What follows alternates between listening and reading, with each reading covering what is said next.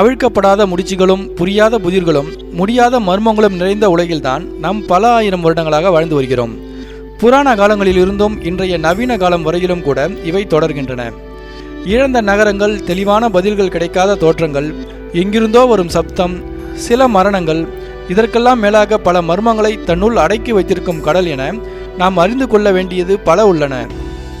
இப்போது நாம் இன்று வரை தீர்வு காண முடியாமல் நீடிக்கும் சில மர்மங்களை பற்றி தெரிந்து கொள்வோம். நியூ மெக்சிகோ பகுதியில் இருக்கும் ஒரு சிறிய டவுன் தான் டோஸ் எனும் பகுதி. இங்கு எப்போதுமே ஒரு சப்தம் நிலவி வருகிறது. தூரத்தில் ஒரு டீசல் என்ஜின் ஓடுவது போன்ற சப்தம் அது. வெறும் காதுகளிலும் அல்லது ரெக்கார்ட் செய்தும் எளிதாக கேட்கும்படி இருக்கும் இந்த சப்தம். இந்த சப்தம் எங்கிருந்து வருகிறது என்று இன்றளவும் கண்டறியப்படவில்லை. 1800களில் லண்டனில் 11 பெண்களை தொடர்ந்து கொலை செய்தவன் ஜாக் தி ரிப்பர் என்பவன். ஆனால் இன்று வரையும் இவன் என்ன ஆனான் என்று யாராலும் கண்டறியப்படவில்லை. இவனது இந்த பெயர் பல பிரபல நாடகங்கள் மற்றும் திரைப்படங்களில் பயன்படுத்தப்பட்டதுதான் மிச்சம்.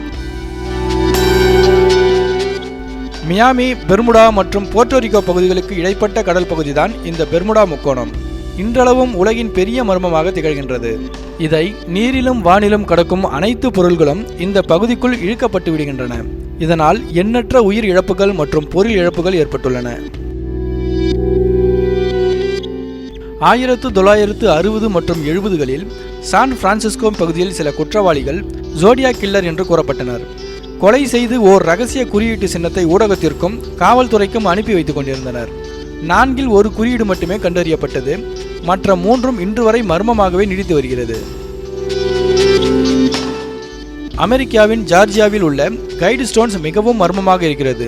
இந்த கற்களில் ஆங்கிலம், ஹிந்தி, ஹீப்ரு, அரபு, சீனா, ரஷ்யா மற்றும் ஸ்பானிஷ் போன்ற மொழிகளில் 10 கட்டளைகள் எழுதப்பட்டிருக்கின்றன. ஆனால் இவை யாருக்கு, எதற்காக எழுதப்பட்டது என இன்று வரை மர்மமாகவே நீடிக்கிறது. ஈஸ்டர் தீவுகளில் இருந்து சில கீற்றுகள் கண்டெடுக்கப்பட்டன. இவை ரொங்கோ ரொங்கோ என கூறப்படுகிறது. இவற்றில் கூறப்பட்டிருக்கும் செய்தி என்னவென்பது மர்மமாகவே இருந்து வருகிறது.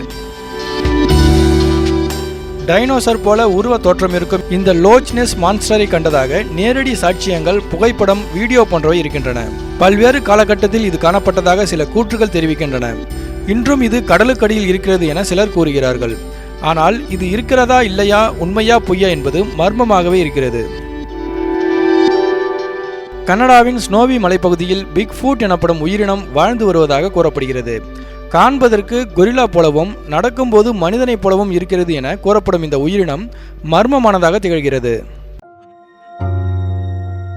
இந்த பெரிய பாறைகள் பார்க்க கண்கவரும் தோற்றத்தில் இருப்பினும் கூட இரு பாறைகளுக்கு மேல் ஒரு பாறை ஏன் வைக்கப்பட்டுள்ளது, இதன் தோற்றத்தின் மூலம் வெளிப்படும் தகவல் என்ன, இதை ஏன் உருவாக்கினர் என்பது மர்மமாகவே இருக்கிறது.